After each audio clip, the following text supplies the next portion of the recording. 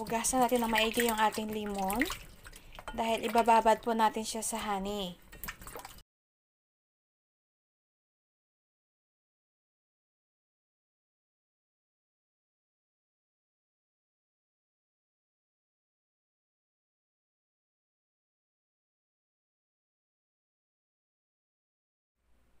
So, ayan, dry na yung lemon natin. Kailangan na natin i-slice.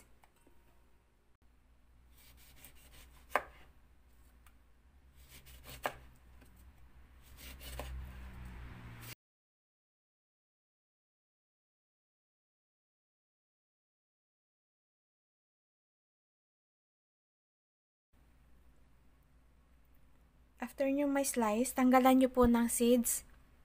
Dahil yung seeds po magpait siya pag sinama nyo.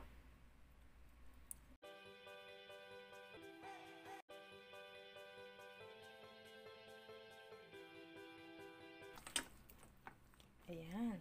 Malinis na yung lemon natin. At ilagay na natin sa ating lalagyan.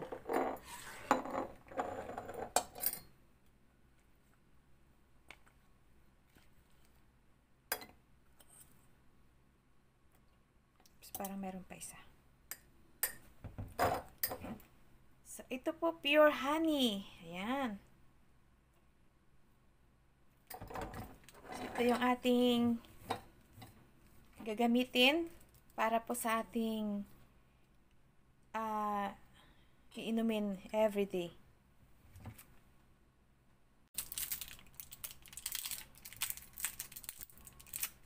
Ito, tigas naman.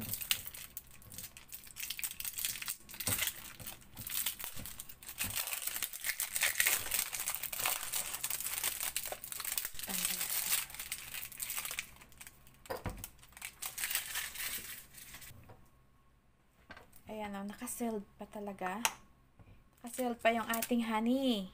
Natanggal na yung balat.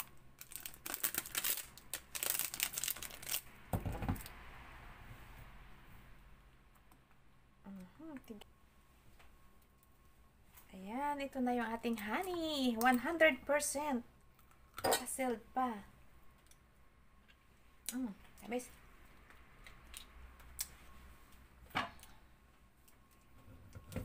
Okay, habang kalahati pa, lagyan na natin ng honey.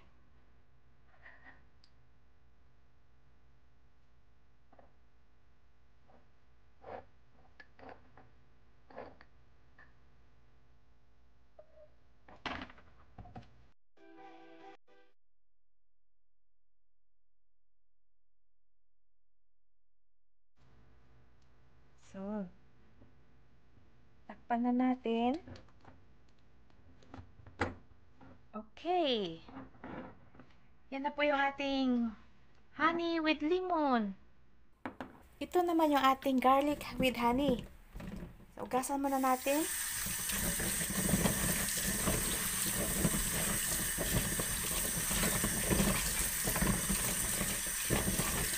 So, malinis na.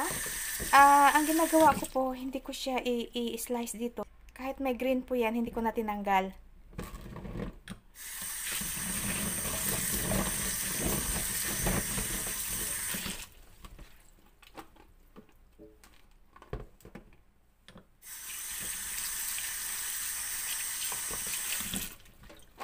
Okay, patuyuin din po natin tulad ng ginawa natin sa lemon na walang tubig.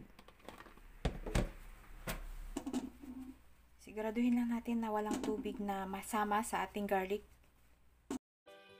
Lagyan natin, dapat ay na-sterilize kasi matagal natin ibabad yung ating garlic at saka honey. Tulad ng ginawa natin doon sa lemon. Okay. So, ito yung ginamit natin, yung sobra natin doon sa lemon, yung honey. So, nilagay ko na yung kalahati at nilagyan ko na rin ng honey. So, ubusin na natin.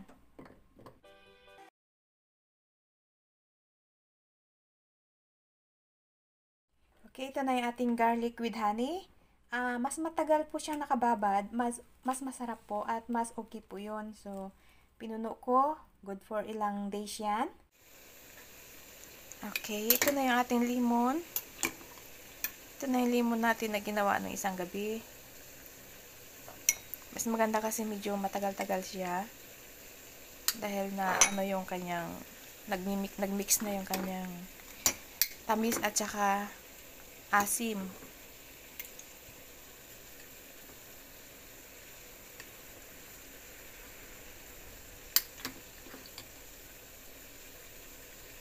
Ayan.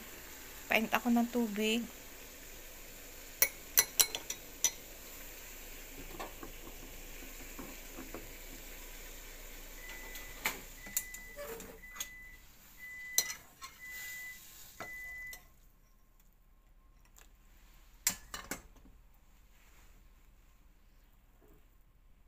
Ayan. I-mix natin yung lemon.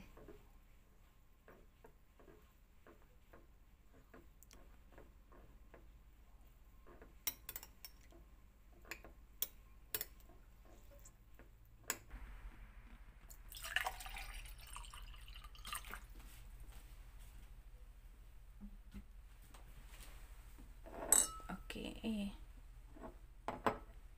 Ang ginagawa ko, iniinit ko muna siya dito and then i-transfer ko siya sa baso na malamig.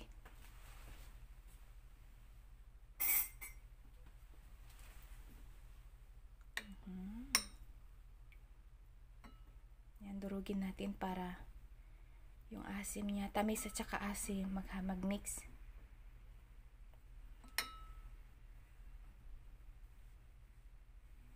Okay.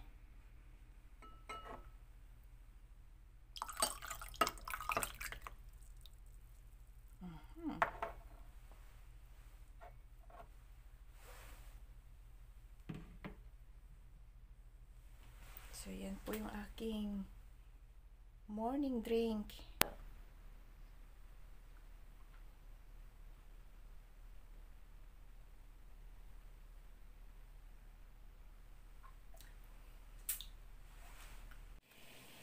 Okay, ito na yung ating garlic after 3 days. Yan. So, ang ginagawa ko po, isa lang kukunin ko. Yan. Ito, nagpainit na ako ng tubig.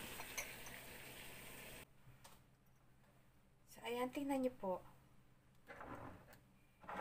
Isa po yung kukunin ko.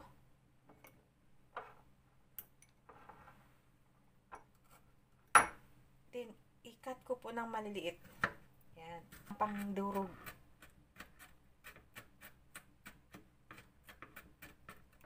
Okay.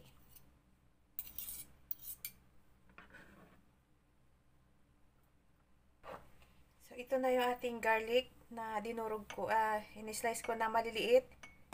At, lagyan natin ng konting honey. Isang tablespoon. Nasa inyo po kung anong tamis ang gusto nyo. Lagyan natin ng mainit na tubig. Ayan. Okay. Ito na po yung ating garlic tea na with honey.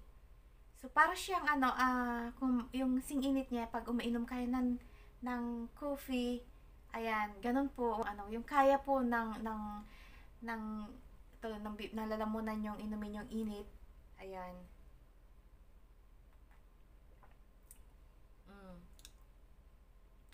Sakto po, isang kutsarang honey at saka yun, isang isang pirasong garlic. Saktong-sakto po.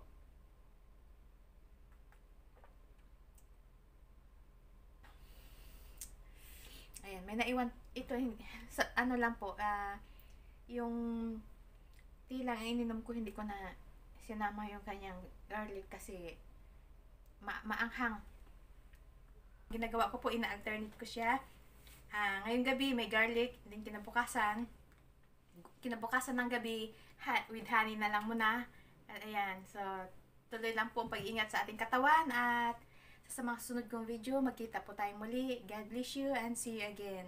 Bye!